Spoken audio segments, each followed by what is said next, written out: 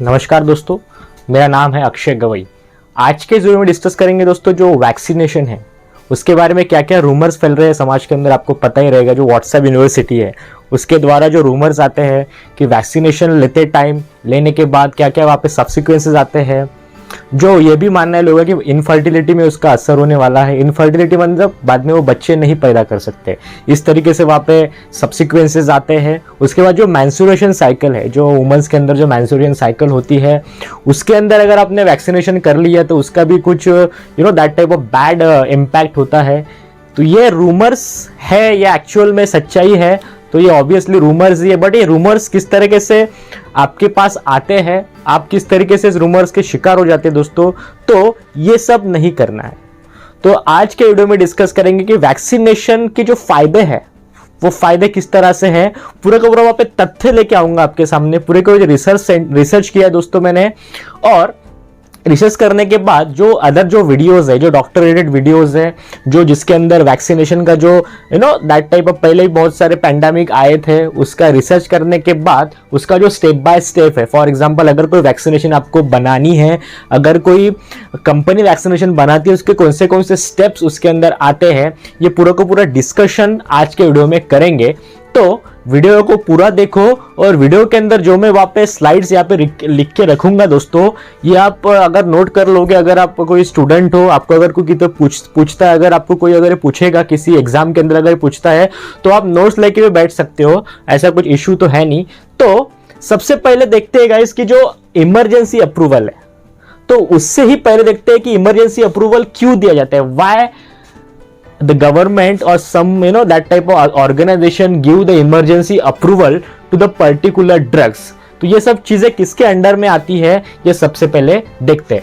तो अगर मैं इमरजेंसी अप्रूवल के बारे में अगर डिस्कस करूंगा तो उसके अंदर मैं कंपेयर करूंगा अमेरिका और वहां पे इंडिया।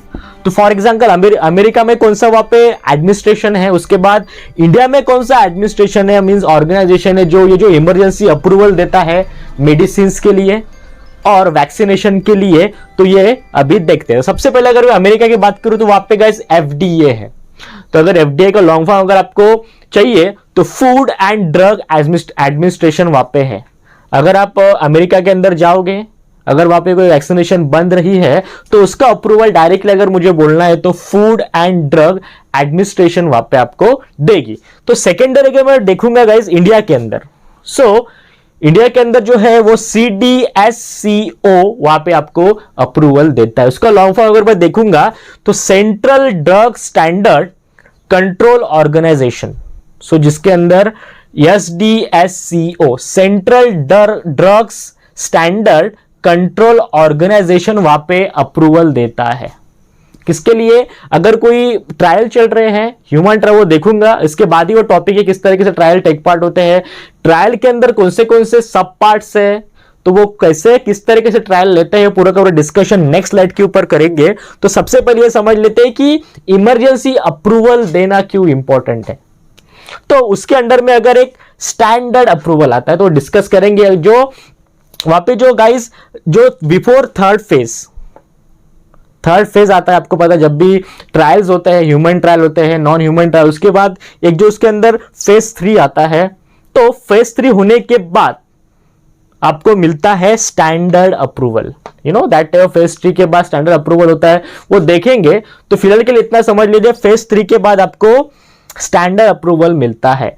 तो बट अगर आपको इमरजेंसी अप्रूवल वहां पे चाहिए दोस्तों, तो उसके लिए क्विक टाइम के अंदर, एक पर्टिकुलर टाइम पीरियड के अंदर आपको वो अप्रूवल चाहिए होता है। बिकॉज ऑफ जो पेंडेमिक है वो ज्यादा से ज्यादा बढ़ चुका है समाज के अंदर, देशों के अंदर। तो एपिडेमिक और पेंडेमिक अगर आता है तो आपको इमरजेंसी अप्रूवल सरकार से लेना पड़ता है।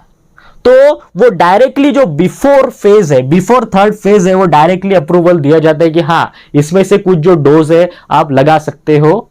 बिकॉज जो हानि है, जो लोग वहां पे मर रहे हैं दोस्तों, और जो हानि है वो मैक्सिमम दिन ब दिन बढ़ रही है, तो इतना अपने पास टाइम नहीं है।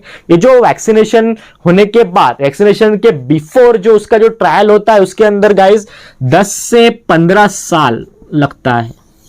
एक्चुअल अगर आपको स्टैंडर्ड अप्रूवल होने के बाद एक्चुअल मैन्युफैक्चरिंग के लिए मैक्सिमम 10 से 15 ईयर वहां पे लगते हैं। तो इतना टाइम नहीं होता है जब भी पेंडेमिक और एपिडेमिक जब भी गाइस ये करता है, मतलब जब भी ज्यादा क्वांटिटी में वहां पे फैलता है समाज के अंदर, तो उसके लिए आपको इमरजेंसी अप्रूवल लेना पड़ता है।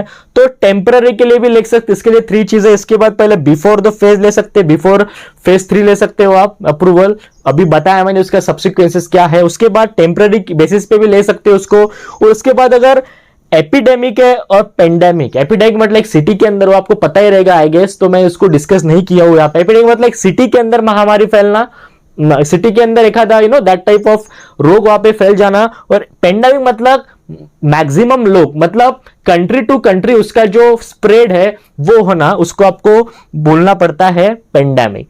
कंट्री टू कंट्री होना दैट उसको बोलते हैं पेंडेमिक, और सिटी टू सिटी होना उसको बोलते हैं एपिडेमिक। तो आई होप आपको ये समझ में आया रहेगा। अभी नेक्स्ट स्टेप के अंदर जो नेक्स्ट स्लाइड है उसके अंदर देखते हैं कि जो ह्यूमन ट्रायल्स होते हैं, जो वैक्सीनेशन बनने के लिए जो ट्रायल वहां पे टेक पार्ट होते हैं, वो किस तरह से आपको समझा, किस तरह से वो होते हैं, उसका पूरा प्रोसेस शॉर्टकट में नहीं तो थोड़ा सा लॉन्ग कट में से जो पाई चार्ट है उसकी मदद के आपको मैं यहाँ पे समझाऊंगा। चलिए नेक्स्ट स्टेप की तरफ यहाँ पे गाइस मूव करेंगे।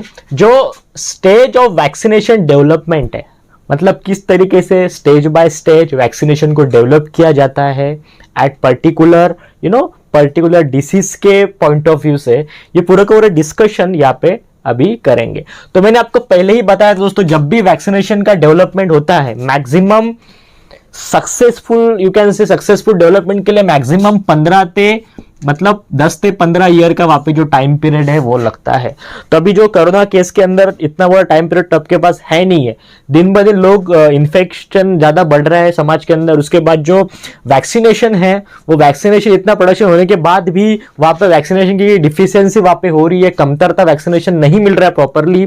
तो आपके पास अभी टाइम कम है, मतलब जो टाइम कम है और प्रोडक्शन मैक्सिमम चाहिए, तो उसके लिए मैंने पहले ही बताया था, तो थर्ड फेज का जो ट्रायल होता है उससे पहले ही वो अप्रूवल वहां पे दे दिया जाता है। तो उसके बाद जो शुरुआत होती है ट्रायल्स की, मतलब फॉर एग्जांपल वैक्सीनेशन डेवलपमेंट की, तो उससे पहले प्री ह्यूमन ट्रायल किए जाते हैं। सबसे पहले तो प्री ह्यूमन ट्रायल्स किए जाना, मतलब प्री मतलब पहले, ह्यूमन मतलब ह्यूमन से पहले कैसे कैसे ट्रायल वहां पे होते हैं, ह्यूमन के बॉडी के अंदर डालने के बाद से पहले। फॉर एग्जांपल अगर मैं यहाँ पे देखता हूं तो लेबोरेटरी स्टेज वहां पे होती है। लेबोरेटरी अंदर वो जो वायरस है उसको देखते हैं, बराबर। जो एंटीजन है, एंटीजन अगर मान लो, एंटीजन मतलब फिलहाल के लिए इतना ही मान लो, जो बॉडी को तकलीफ देता है उसको आप एंटीजन बोल सकते हैं। तो उसके on the basis of that वहां पे एंटीबॉडीज बनती है, दैट टाइप ऑफ एक्टिव जो पार्ट होता है वहां पे एंटीबॉडी चिपक जाती है। तो उसके जो डीपली कन्वर्शन नेक्स्ट कभी दूसरे वीडियो में करेंगे। तो सबसे पहले तो यहाँ पे डायरेक्टली समझते हैं लेबोरेटरी, वहां पे लेबोरेटरी स्टेज होती है किसके अंदर, प्री ह्यूमन ट्रायल के अंदर। उसके बाद उसके अंदर एंटीजन वहां पे देखते हैं किस तरीके का इंपैक्ट क्रिएट करते हैं वो एंटीजन, वो देखते हैं, पहले उसका लाइफ साइकिल वहां पे स्टडी करते हैं। तो उसके बाद लाइफ साइकिल स्टडी होने के बाद जो है ट्रायल ऑन एनिमल्स, तो वो एनिमल्स फॉर एग्जांपल माइस होता है और मंकी, और टिश्यू कल्चरिंग उसका करते हैं। तो जो वायरस होता है उसका एंटीजन पहले ढूंढ के निकालते हैं, और जो मंकी है, मंकी और जो माइक वहां पे क्यों वहां पे आपने चूज किया, बिकॉज उनका जो बॉडी स्ट्रक्चर है वो बॉडी स्ट्रक्चर ह्यूमन के बॉडी स्ट्रक्चर से बहुत ही ज्यादा मिलता जुलता है, इसलिए ये दो चीजों माइक और वहां पे जो मंकी है उनको बहुत ज्यादा प्रेफरेंस वहां पे दिया जाता है। तो एंटीजन लेते हैं उनके बॉडी के अंदर डालने के बाद, तो जब भी एंटीजन बॉडी के अंदर जाएंगे तो बॉडी का जो इम्यून सिस्टम है वहां पे वो रिएक्ट करेगा। इम्यून सिस्टम रिएक्ट करेगा मतलब उसके अगेंस्ट वहां पे एंटीबॉडीज क्रिएट होना वहां पे स्टार्ट हो जाएगा। तो टिश्यू कल्चरिंग की वजह से भी आप कर सकते हो। जो अगर आप 12th स्टैंडर्ड के अंदर, तो आप एक चैप्टर दिया है पूरे टिश्यू कल्चरिंग के ऊपर। अगर आप साइंस बैकग्राउंड से है तो आपको ये पता चली जाएगा what is the meaning of tissue culturing. But अब भी आपको अगर अदर बैकग्राउंड से हो तो आपको सर्च कर लेना नेट के अंदर, गूगल के अंदर जाके, तो आपको वो टिश्यू कल्चरिंग का वहां पे मिल जाएगा, ठीक है। तो उसके बाद मंकी के अंदर डालने के बाद एंटीबॉडीज बन चुके हैं। तो एंटीबॉडीज बनने के बाद एंटीबॉडीज का स्टडी करना प्रॉपरली, तो ये सब चीजें प्री ह्यूमन ट्रायल के अंदर वहां पे आती है। तो उसके बाद देखते हैं ह्यूमन ट्रायल्स किस तरह से वहां पे हेल्ड किए जाते हैं। तो ह्यूमन ट्रायल के लिए सबसे पहले तो फेज 1 किया जाता है, फेज 2 किया जाता है और फेज 3 के अंदर वहां पे डिवाइड हो जाता है जब भी आप ह्यूमन ट्रायल के बारे में डिस्कस करेंगे। तो सबसे पहले प्री ह्यूमन के अंदर माइक लिया था, वहां पे मंकी लिया दोस्तों। अभी जब ह्यूमन ट्रायल के अंदर जाएंगे तो उसके अंदर आपको सेवरल ग्रुप ऑफ ह्यूमन वहां पे लेने होते हैं। तो बट ह्यूमन कैसे है आपके पास, एडल्ट लेने होते हैं, ना कि छोटे बच्चे, ना कि यंग जनरेशन, आपको एडल्ट वहां पे लेने होते हैं। तो एडल्ट किसके लेने होते हैं दोस्तों, जो एडल्ट का जो इम्यून सिस्टम है वो इम्यून सिस्टम बहुत ही ज्यादा स्ट्रांग होता है as compare to the small child, as compare to the young generation. इसलिए जो ह्यूमन ट्रायल है उसके अंदर एडल्ट का वहां पे बहुत बड़ा टेक पार्ट होता है, ठीक है। तो उसके बाद 20 to 80 एडल्ट लेते हैं फेज 1 के अंदर। तो उसके अंदर ऑब्जर्वेशन चालू करते हैं। तो उसके बाद फेज 2 के अंदर 400 से 500 वहां पे एडल्ट वहां पे लेते हैं। उसके अंदर वहां पे टेस्टिंग करते हैं बॉडी का, और पूरा डिस्कस करेंगे नेक्स्ट जो स्लाइड उसके अंदर डिस्कस करेंगे। अभी फिलहाल के लिए इतना समझ लो कि कौन से फेज के अंदर क्या क्या वहां पे आने वाला है, ठीक है। उसके बाद देख लीजिए फेज 3 के अंदर अगर मैं जाऊंगा तो वहां पे जो इसके अंदर जो फेज 2 के अंदर है वो सबसे इंपॉर्टेंट चीज ध्यान रखने वाली है, अलॉन्ग विद द एडल्ट की संख्या वहां पे बढ़ चुकी है और जो रिस्क कोई ग्रुप है, फॉर एग्जांपल थायराइड है किसी को, अगर किसी को डायबिटिक है, अगर किसी को कोई सेवरल डिसीज है, मतलब नॉर्मल इंसान से परे उसको कोई डिसीज है, तो उनको इस ग्रुप के अंदर इन्वॉल्व किया जाता है। तो उनके अंदर बॉडी, मतलब उनके अंदर जो दैट टाइप ऑफ रिस्क किस तरीके से टेक पार्ट होगा, रिस्क होगा कि नहीं होगा वैक्सीन देने के बाद, ये पूरा का पूरा ये जो रिस्की ग्रुप है उनको साथ में लेके वहां पे किया जाता है, ठीक है। तो उसके बाद दोस्तों वहां पे तो जो कोरोना वायरस का जो वैक्सीनेशन बना था उसके अंदर जो प्रेग्नेंट वुमेन्स थी उनका इंक्लूड वहां पे नहीं किया था। इसके लिए थोड़ा सा रिस्की हो रहा है कि प्रेग्नेंट वुमेन को वैक्सीनेशन दी जानी चाहिए या नहीं देनी चाहिए। तो ये सब डिस्कस करेंगे बाद में, अभी लगे इतना समझ लो कि क्या क्या इसके अंदर आता है। तो उसके बाद आता है जब स्टेज 3 होता है, उसके अंदर क्या रेयर साइड इफेक्ट जो इंसान होते हैं उनको रेयर साइड वाले इंसान वहां पे लेते हैं, और सेवरल थाउजेंड इफिशियंट टेस्टिंग वाले, फॉर एग्जाम्पल पकड़ लो अगर मेरे पास अगर 1000 पीपल है, फॉर एग्जांपल अगर मैं 500 के वहां पे 2 ग्रुप कर लेता हूं दोस्तों, ठीक है। तो एक को प्लेसिबो बोलते हैं, उसको प्लेसिबो अभी तो नेक्स्ट देख ही रहे अपन, तो फिर भी समझ लो। तो 500 को वैक्सीन देंगे ओरिजिनल वाला, और 500 को वैक्सीन की जगह पे कोई दूसरा देंगे जिससे बॉडी में कुछ इफेक्ट नहीं होने वाला है, बट देना जरूरी है। उनको लगना चाहिए मरीजों को कि हाँ भाई उनको ये दिया है। फिर ये दोनों को कोविड के जो इन्फेक्शन है वो करवाए जाते हैं। उसके अंदर देखा जाता है कि जिसको वैक्सीनेशन दिया है उनके अंदर किस तरीके से इंपैक्ट कर रही है वैक्सीनेशन, और जो जिनको नहीं दिया है, प्लेसिबो इफेक्ट बोलते हैं, तो प्लेसिबो देखते हैं क्या है, तो उसके अंदर कितना इफेक्ट होता है एंटीबॉडीज का। तो ये एंटीबॉडीज खुद से जनरेट हो रही है कि नहीं हो रही है प्लेसिबो इफेक्ट से, तो ये देखा जाता है। तो इसके बेसिस पे इफिशिएंट वैक्सीनेशन वहां पे होती है कि हाँ भाई ये पर्टिकुलर वैक्सीन है, रेमडेसिविर है, जो पर्टिकुलर वैक्सीन है उसका जो इफिशियंसी है वो 95% है या 100% है, उसके हिसाब से उसको वहां पे रैंकिंग दी जाती है। उसका एक फॉर्मूला भी है, वो पूरा फॉर्मूला नेक्स्ट स्लाइड में बताएंगे। तो बहुत सारे स्लाइड वहां पे आप अभी डिस्कस करने वाले हम लोग। उसके बाद आता है गाइस अप्रूवल स्टेज। तो अप्रूवल स्टेज के बारे में तो पहले ही पता है, जब भी अप्रूवल होता है तो कोरोना वायरस के कारण, कोरोना वायरस का जो केस है इसके डिपेंड में अप्रूवल जो आपका जो फेज 3 है उससे पहले वहां पे अप्रूवल दिया जा चुका है, बिकॉज ऑफ सब्सिक्वेंसेस, मतलब ज्यादा से ज्यादा जो पेंडेमिक बढ़ रहा है इसकी वजह से। ये बार पॉइंट रिपीट कर रहा हूं मैं, सो आप समझ जाना, ठीक है। अगर ये सब तीनों चीजें अगर ओके हो रही है तो उसके बाद अप्रूवल स्टेज आता है। अप्रूवल स्टेज के अंदर क्या होता है, EUA जो मैंने अभी बताया था, क्या होता है इमरजेंसी यूज ऑथराइजेशन, उसको दिया जाता है कि हाँ भाई अभी इसको आप यूज कर सकते हो, बिकॉज इसका जो ह्यूमन ट्रायल है फेज 1, फेज 2, फेज 3 वहां पे कंप्लीट हो चुका है। उसके बाद FDA जो अभी बताया था मैंने यूएस के अंदर है। उसके बाद CDSCO जो इंडिया के अंदर है, लॉन्ग फॉर्म को पहले डिस्कस कर चुका हो, तो बार बार वही चीजें करने की जरूरत वहां पे है नहीं। उसके बाद फेज 4 के बाद क्या आता है, उसका मैन्युफैक्चरिंग, मास मैन्युफैक्चरिंग वहां पे शुरू हो जाता है। उसके बाद अप्रूव्ड होने के बाद वो जो साइड में जो मतलब जिसको ज्यादा जरूरत है वैक्सीनेशन की, तो वहां पे वो ट्रांसपोर्ट किया जाता है सो अभी अप्रूवल आपको टोटली मिल चुका, मतलब अभी आप मास प्रोडक्शन वहां पे कर सकते हो, इसका मतलब ये होता है। तो इस तरीके से जो स्टेज ऑफ वैक्सीनेशन डेवलपमेंट है वो मैंने अभी यहाँ पे बताया है। तो अभी जो मैंने आप बताया तो ये आप खाली समझने के लिए बताया, इसके अंदर बहुत सारे सब्सिक्वेंसेस है, बहुत सारे टेस्टिंग है, तो इतना अगर डीप में अगर जाओगे तो वो मतलब वीडियो ज़्यादा लेंदी हो जाएगा। तो आपको खाली ये ओवरव्यू क्या होता है वो समझाने के लिए मैंने इतना आपके सामने यहाँ पे एक्सप्लेन किया। तो अभी नेक्स्ट स्टेप में क्या होता है मैं अभी आपको बताता हूँ। अभी देखते हैं वैक्सीन एफिकेसी के बारे में। ये बहुत ही मतलब चर्चित टॉपिक रहा है। तो अगर मैं आज तक के अगर वैक्सीन अगर है, जो वैक्सीन लोगों को मिली है, जो वैक्सीन लोगों ने वहाँ पे मतलब 2-3 टाइप का वैक्सीन अभी आया था। फॉर एग्जाम्पल पहला आया था मॉडर्ना आया था जिसका एफिकेसी रेट था 94%। उसके बाद आया था फाइजर आया था जिसका था गाइज 95%। उसके बाद आया था कोविशील्ड जो इंडिया के अंदर था तो उसका था 61%। तो लोगों को फिर वहाँ पे मतलब शक होने लगा कि भाई ये हमारा कोविशील्ड हमने लिया है, मतलब उसका एफिकेसी रेट तो बहुत कम है, मतलब बाकी का तो बहुत ज़्यादा है, 94 है, 95 है, बट जिन्होंने कोविशील्ड का वैक्सीनेशन किया उसका एफिकेसी रेट तो बहुत कम है। तो फिर किस तरीके से वर्क करेंगे, मतलब सब लोग के अंदर जो मतलब दैट टाइप ऑफ प्रॉब्लम, मतलब दैट टाइप ऑफ शक वहाँ पे जनरेट हुआ था। तो मैं क्लियर कर दूं गाइस, जो एफिकेसी है इसके बारे में ज़्यादा सोचना that is not good. Efficacy के बारे में हाँ कुछ हद तक सही भी हो सकता है, मगर अभी जो कंडीशन चल रहा है इसके हिसाब से एफिकेसी के बारे में ज्यादा वहां पे विचार ना करते हुए जो भी वैक्सीन आपको मिल रही है, जो भी स्लॉट अवेलेबल है वो स्लॉट में वैक्सीनेशन कर लेना ही अच्छा ही है। तो ये सबसे इंपॉर्टेंट चीज आपके दिमाग में आपको डालनी होगी, ठीक है। तो अगर एफिकेसी के बारे में बात करेंगे और उसके बारे में कैलकुलेशन कैसे करते हैं एफिकेसी, ये भी अभी आपके सामने डिस्कस करूंगा मैं।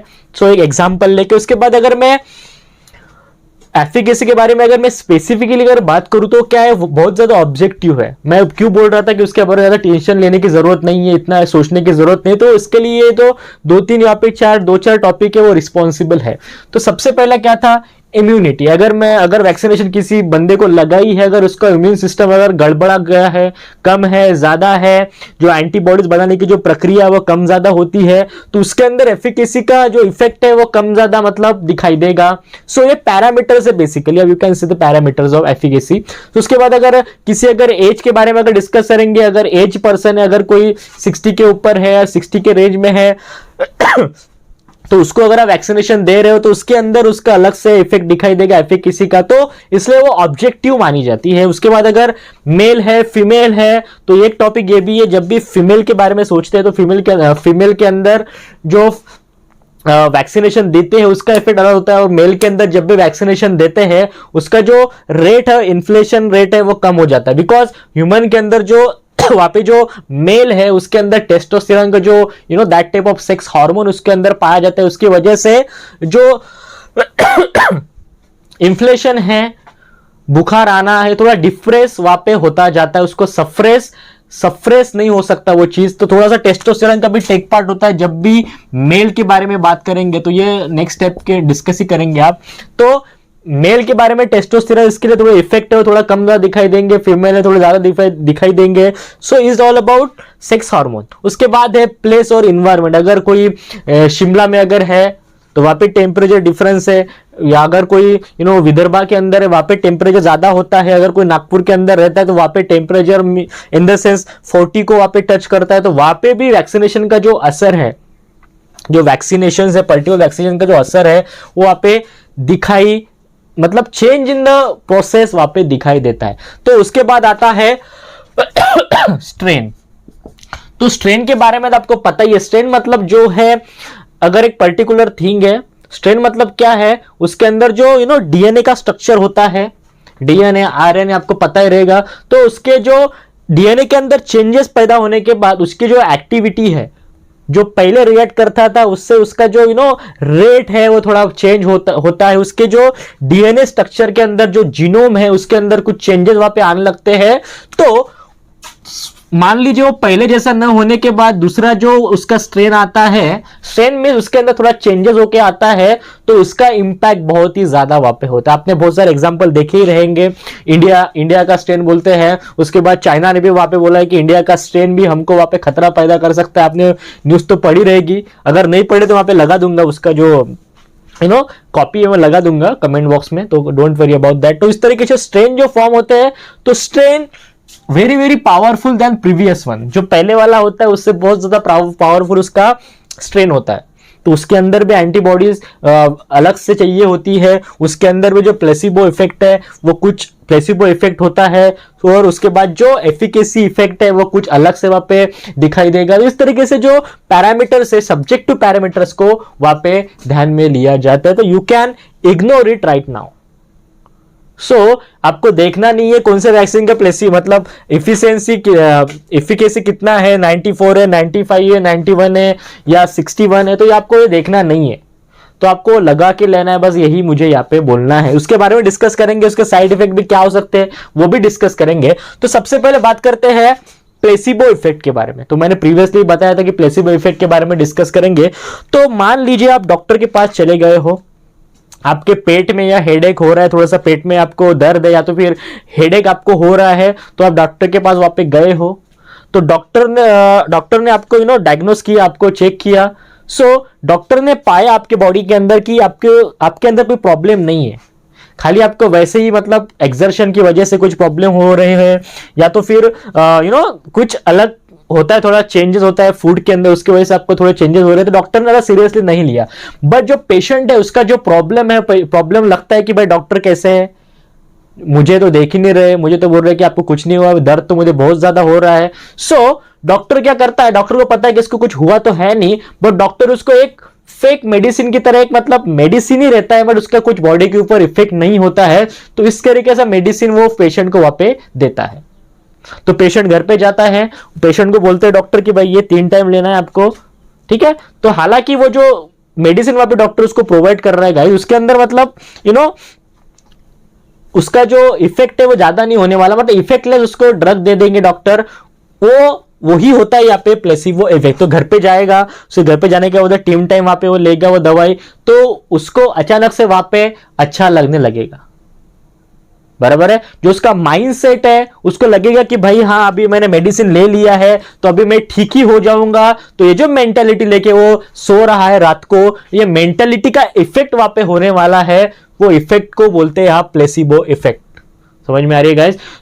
जो इफेक्ट उसके अंदर हुआ है वो इफेक्ट नॉट ओनली मेडिसिन की वजह से नहीं हुआ है, तो उस खुद के मेंटेलिटी की वजह से उसके अंदर वो जो चेंजेस है, पहले दिन उसका बुखार चढ़ रहा था, उसका पेट दर्द हो रहा था, उसके बाद जब वो डॉक्टर के पास गया, डॉक्टर ने उसको मेडिसिन दिया, तो उसका जो थिंकिंग जो है अबाउट दैट पर्टिकुलर डिसीज वो वहां पे चेंज हुआ, उसके अंदर पॉजिटिविटी वहां पे आई, तो फिर वो अच्छा हो चुका है। तो वैक्सीन की वजह से अच्छा नहीं हुआ है दोस्तों, वो हुआ है प्लेसिबो इफेक्ट से अच्छा। तो इस तरीके से वहां पे प्लेसिबो इफेक्ट काम करता है, ठीक है। तो अभी लिखते हैं ये जो एफिकेसी है उसका फॉर्मूला क्या है, वैक्सीन का जो एफिकेसी है उसका पर्टिकुलर फॉर्मूला क्या है। तो उसका फॉर्मूला है attack rate in the unvaccinated. जो अटैक रेट है अनवैक्सीनेटेड पीपल के ऊपर, अटैक रेट कितना होता है, माइनस वैक्सीनेटेड पीपल के अंदर attack rate divide by attack rate in the unvaccinated. ये फॉर्मूला होता है बेसिकली एफिकेसी निकालने के लिए। ये जो मैंने यहाँ पे दिया है, ये पूरा का पूरा फॉर्मूला जैसे आपको निकाल के दिखाऊंगा किस तरीके से ये वर्क करता है, समझ में आ रहा है। तो मैंने एग्जांपल के तौर पे यहाँ पे जो फाइजर है उसका मेडिसिन, फाइजर का जो वैक्सीनेशन है, वैक्सीन लिया हुआ है मेडिसिन एज अ आपको प्रूफ करने के लिए क्या होता है एफिकेसी। तो सबसे पहले फाइजर लिया दोस्तों मैंने, 95% था उसका, तो यहाँ पे निकाल के दिखाऊंगा आपको स्टेप बाय स्टेप मैथमेटिकली। समझ लेना फेज 3 चल रहा है, आपको पता है ये फेज 3 मोर देन 1000 पीपल के अंदर लेते हैं, तो मैंने लिया 10,000 लोगों के अंदर फेज 3 वहां पे हेल्ड हो रहा है, ये मैंने यहाँ पे लिया है। उसके अंदर 5,000 लोगों, 5,000 2 को मैंने वहां पे डिवाइड कर लिया, समझ में आ रहा है। एक कम्युनिटी है मेरे पास 5,000 लोगों की, एडल्ट्स की, नॉट ऑल एडल्ट्स आपको बोलना चाहिए वहां पे। दूसरे 5,000 मेरे पास 2 ग्रुप मैंने कर दिया, मान लो इसको ग्रुप ए बोला, इसको ग्रुप नंबर मैंने यहाँ पे दोस्तों बी माना है। तो ग्रुप नंबर ए को मैं प्रॉपर वैक्सीनेशन दूंगा, प्रॉपर वैक्सीन दूंगा वहां पे ग्रुप नंबर ए को, और ग्रुप नंबर बी को प्लेसिबो इफेक्ट, जो कि मैंने अभी आपको एक्सप्लेन किया है किस तरीके से वर्क करता है। तो प्लेसिबो इफेक्ट के अंडर में आके उनको वैक्सीनेशन ना देते हुए एक पानी का मैंने वहां पे डोज दे दिया फॉर एग्जांपल, जो ऐसा वहां पे मैंने लिक्विड दे दिया कि शरीर के ऊपर उसका कोई असर ना हो और वो वैक्सीन ना हो, समझ में आ रही है चीज। तो ग्रुप को मैंने प्लेसिबो इफेक्ट में डाल दिया, एक ग्रुप को वैक्सीनेशन दिया, फिर उन लोगों को कोरोना वायरस का जो इन्फेक्शन है वो वहां पे अंडर करने को कहा। कोरोना वायरस का वहां पे इन्फेक्शन उनको घूमने को बोला मैंने जाके कम्युनिटी के अंदर। डॉक्टर ने बोला कि भाई जाओ तुम, और कोरोना वायरस के इन्फेक्शन उनके अंदर आ चुके थे 5,000 और जो 5,000 के लोग हैं उनके अंदर कोरोना वायरस के वहां पे सिम्टम्स आ चुके थे। ठीक है, फिर डॉक्टर ने वहां पे स्टडी किया कि भाई कोरोना वायरस वैक्सीनेशन करने के बाद कितने लोग वहां पे इफेक्ट हुए, vaccination placebo under the placebo effect के बाद वहां पे कितने लोग वहां पे इन्फेक्ट हुए, उसका एक पर्टिकुलर इफिकेसी निकाला। तो फॉर एग्जांपल मान लीजिए अटैक ड्रग समझ लीजिए वैक्सीनेटेड पीपल में अंदर 0 है, समझ में आ रहा है, जो वैक्सीनेटेड पीपल है वो 0 इन्फेक्शन वहां पे दिखा रहे हैं, और जिनको वैक्सीनेशन नहीं दिया है, जिनको प्लेसिबो इफेक्ट दिया है, समझ लो दोस्तों वो 200 लोग माने गए थे आउट ऑफ 500 में 200 लोग निकल गए, इसमें से 0, मतलब एफिकेसी रेट क्या हो रहा है गाइस, 100% हो रहा है।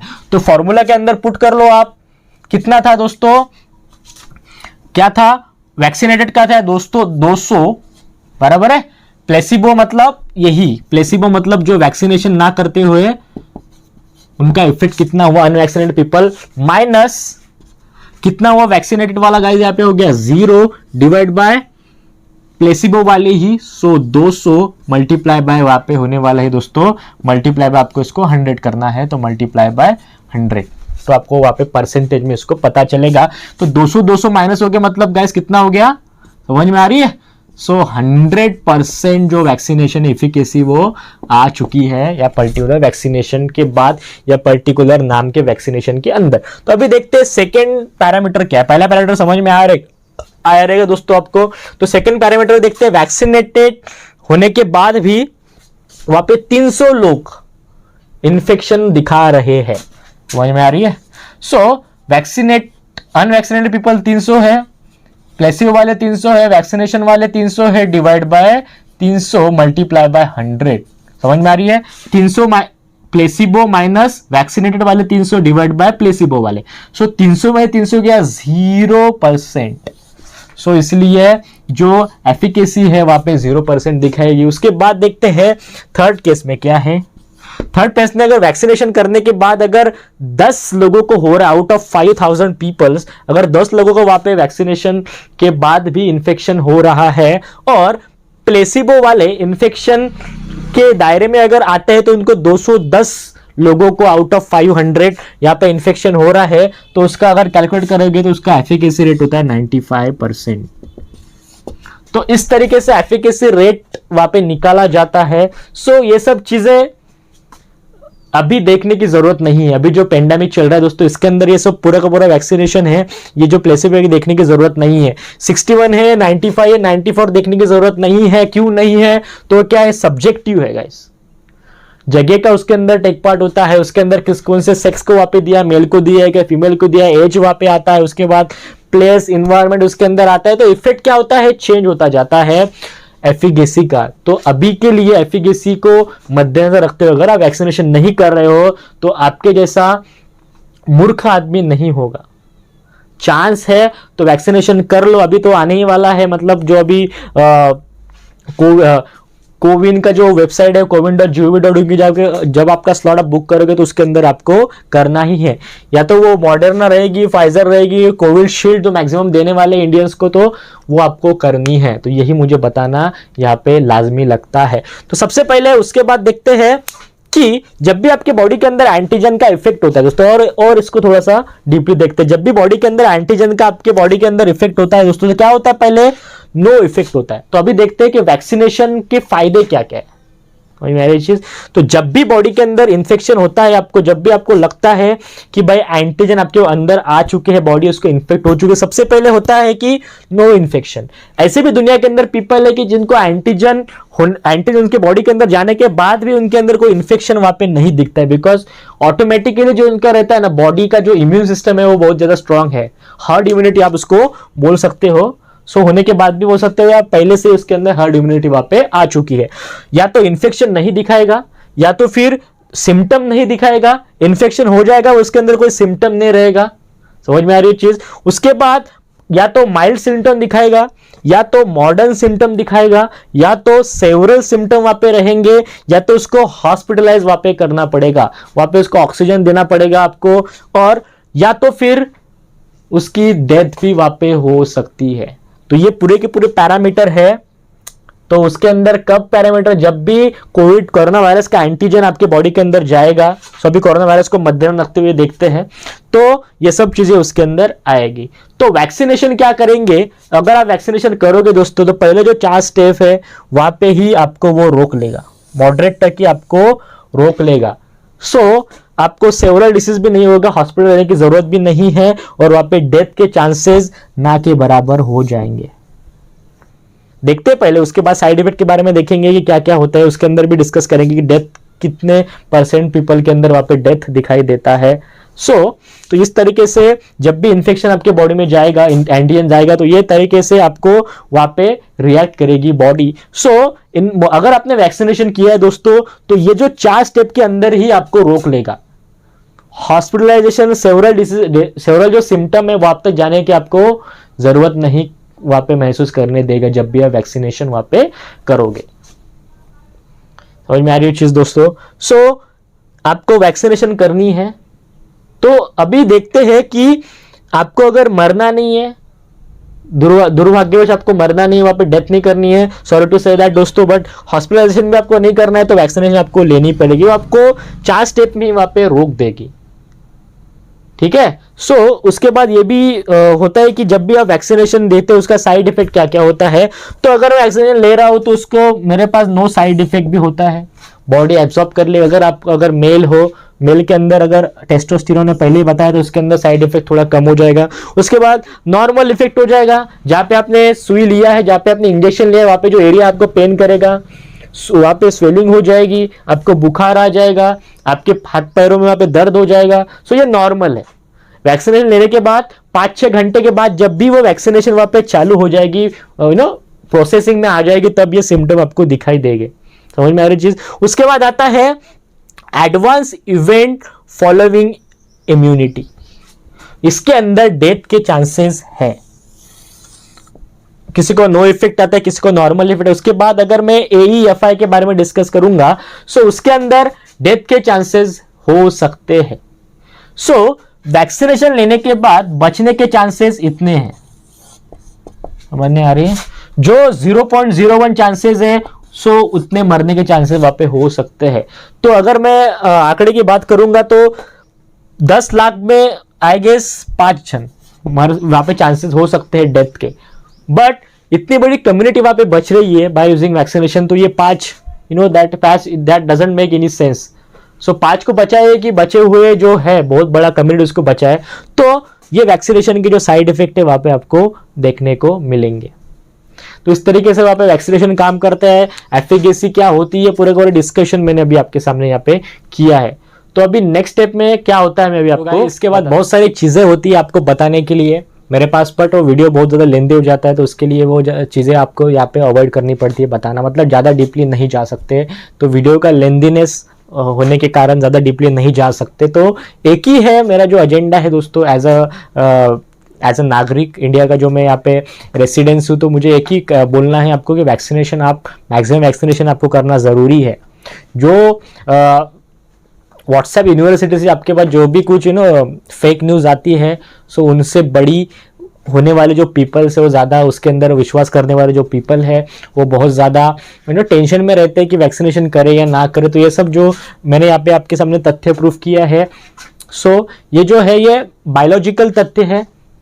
इसके हिसाब से आपको जो जो प्रोविड जो शील्ड मिलेगी आपको कोविड के अगेंस्ट, ये पूरा का पूरा शील्ड यहाँ पे इंपॉर्टेंट है। तो वैक्सीनेशन का आपको पता ही है एंटीबॉडी क्रिएट करने के लिए ही होता है। अगर आपके बॉडी के अंदर अगर एंटीबॉडी वहाँ पे नहीं क्रिएट हो रही है दोस्तों, मतलब फॉर एग्जांपल अगर समझ लीजिए अगर आपको कोविड हो गया, आपके पास अगर वैक्सीनेशन नहीं है, तो विद इन 40 डेज अपने बॉडी को वैक्सीनेशन के बाद वो एंटीबॉडीज क्रिएट करता है। बट अगर विदाउट वैक्सीनेशन अगर आपको अगर कोविड हो गया है दोस्तों, तो बॉडी को इतना टाइम नहीं मिलेगा उसके अगेंस्ट वहाँ पे एंटीबॉडी बनाने के लिए।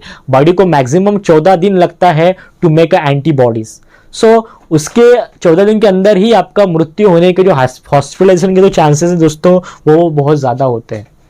सो अगर आप पहले से वैक्सीनेशन वहाँ पे लोगे तो बॉडी उसके अंदर एंटीबॉडीज क्रिएट करेगा। ऐसा नहीं है कि वैक्सीनेशन के बाद भी आपको कोविड नहीं हो सकता। वैक्सीनेशन के बाद भी दोस्तों आपको वहाँ पे जो मास्क लगाना है, सैनिटाइजर वहाँ पे यूज करना है, 2 गज की दूरी वहाँ पे आपको फॉलो करनी है। बट वो जो चांसेस ऑफ डेथ है, चांसेस ऑफ हॉस्पिटलाइजेशन है, और जो आपके अंदर जो कोविड आने वाला है, कोविड के जो वायरस है, कोविड-19 के वायरस आपके अंदर आने वाले हैं, जब भी आप वैक्सीनेटेड हो रहोगे तो वो ज़्यादा आपके बॉडी के ऊपर इन्फेक्ट नहीं करेंगे। सो उनका जो इन्फेक्शन क्रिएट करने का जो क्राइटेरिया है दोस्तों वो कम हो जाएगा। अगर दूसरे पर्सन के अगर आप कांटेक्ट में आते हो तो उसके बॉडी के अंदर जो वायरस जाएंगे वो ज़्यादा मॉडरेट वायरस नहीं जाएंगे। सो आप अपनी भी जान बचा सकते हो वैक्सीनेशन के बाद, और जो लोगों की जान है जिसको आप इन्फेक्शन आपके साथ अगर होता है वैक्सीनेशन के बाद, नो सिम्टम है, बट वो जो निकलेंगे आपकी बॉडी से आफ्टर वैक्सीनेशन में जो वायरस निकलेंगे वो दूसरों के बॉडी में इतना ज़्यादा इम्पैक्ट नहीं क्रिएट कर पाएंगे जितने ओरिजिनल वाले जो कोरोना वायरस के जो दैट टाइप ऑफ एंटीजन है वो क्रिएट करते हैं। सो वैक्सीनेशन के 2 फायदे हैं, ये तो आपकी सुरक्षा होती है, दूसरों की भी सुरक्षा होती है। अगर आप फैमिली में अगर इंपॉर्टेंट, अगर कोई आप गवर्नमेंट एम्प्लॉय है, आपको जाना ही है, मेरे पुलिस भाई है, मेरे अगर कोई वेट भाई है, वेटरनिटी है, अगर कोई डॉक्टर है मेरे भाई लोग, तो ये सब चीज़ें आपको दिन ब दिन वहाँ पे फेस करनी पड़ेगी। तो इस तरीके से जो थोड़ा सा विश्लेषण मैंने आपके सामने रखा है, इसके अंदर और भी बहुत कुछ पार्ट होने वाले हैं, तो मैं नेक्स्ट वीडियो के अंदर वो आपके सामने पेश करूँगा। तो आई होप यहाँ तक आपको समझ में आया रहेगा। नेक्स्ट वीडियो बनाएंगे उसके अंदर जो एंटीबॉडीज का कैसे निर्माण होता है, एंटीबॉडी किस तरीके से वहाँ पे अटैक करती है, किस तरीके से एंटीजन को किस तरीके से वहाँ पे खात्मा करती है, पूरा का पूरा डिस्कशन नेक्स्ट वीडियो के अंदर मैं लेके आऊँगा। तो चलिए गाइस, मिलते हैं नेक्स्ट वीडियो के अंदर ऐसा ही एक इन्फॉर्मेटिव वीडियो लेके। एज ए जागरूक नागरिक मुझे लगता था कि आपके पास ये इन्फॉर्मेशन जानी चाहिए, तो इसलिए मैं ये वीडियो आपके सामने पेश किया हूँ। तो चलिए गाइस, बाय बाय, मिलते हैं नेक्स्ट वीडियो के अंदर ऐसा ही एक कॉन्सेप्ट लेके। Bye bye guys, see you.